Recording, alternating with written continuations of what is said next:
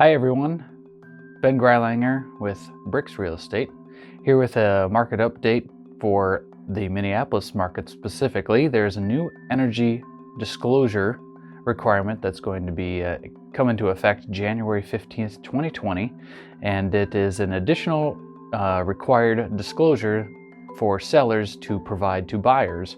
And it's basically kind of like an energy report card for your house. And it's kind of tacked on with the traditional truth and sale of housing, and it kind of lets buyers know kind of the state of the energy performance of your home. So what are they going to be looking for this energy performance disclosure? There are four main elements. First one, attic insulation.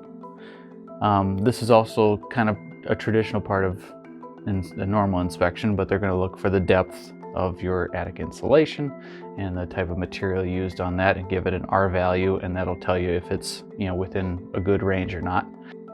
The second one is wall insulation, and this one's a little trickier to do because you can't see inside walls. So the inspector may have to drill a 2-inch hole about that big into your wall to see inside the wall cavity. Now obviously they're not going to do this in the middle of the living room. They're probably going to do this in a closet with an exterior wall inside of it, somewhere out of the way that you obviously won't see it. And then they'll put a plug on it that you can paint to match the existing color. But this hole allows them to see inside of the wall and see the insulation and what's going on inside of there. Third thing, the heating system. So they're going to look at the age of the furnace, the efficiency of the furnace, and the flue of the furnace. Based on these elements, a typical furnace has a lifespan of about 20 years. They're going to take that into account and offer recommendations based on all these factors. And the last thing is the windows of the home. And basically they're going to be looking for single pane windows that do not have a storm window on the outside to help protect from weather elements.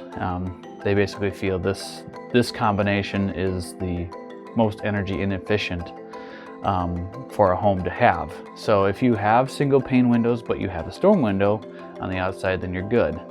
If you have double pane windows, you're also good, insulated windows. But it's just those single pane windows without a storm window on the outside.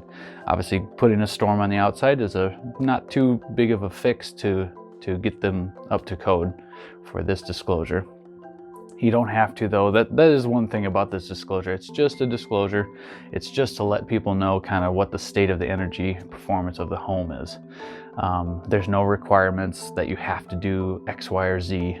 It just offers recommendations for budgeting purposes and improved efficiency. So the disclosure form will look something like this. But basically it shows the home specs, the square footage, the age of the home, that kind of stuff, and then it offers your score based on those 4 criteria that I was telling you about. For this example, they basically said the wall insulation was good, the windows looked good, but the attic insulation and the heating system were old. So then they offer some typical cost for replacing those things, if there's rebates available, and then the potential savings per year if you do upgrade those sort of things. So it's kind of a nice little tool to refer to, especially for a buyer saying, I don't know how much a furnace would cost. And it's like, okay, well, this shows you, okay, it's between $3,500 and $6,000 for a new high efficiency furnace. And kind of shows you that, in 10 years, it'll probably almost pay for itself. If you're selling a home after January 15th in Minneapolis, you are going to have to include some sort of energy disclosure. It can be this that your inspector will do. It will probably cost a little bit more. Structure Tech posted a video saying that their typical single-family TISH inspection is $200, and they're saying it'll probably be around $300 now with this additional inspection portion. If you have had a home energy audit done in the last 2 years, you can use that in lieu of this inspection. So, say you did some energy upgrades and you had an audit done, you can use that as your disclosure, which is great. saves you that money, and it's a much better window into the energy performance of a home. So overall, I think this is a great tool for buyers to kind of see the energy performance of a home. There's always a lot of questions, especially I get, from working on houses, what's the age of the furnace, and how good is this, and what do you think of the insulation and the windows, and blah, blah, blah.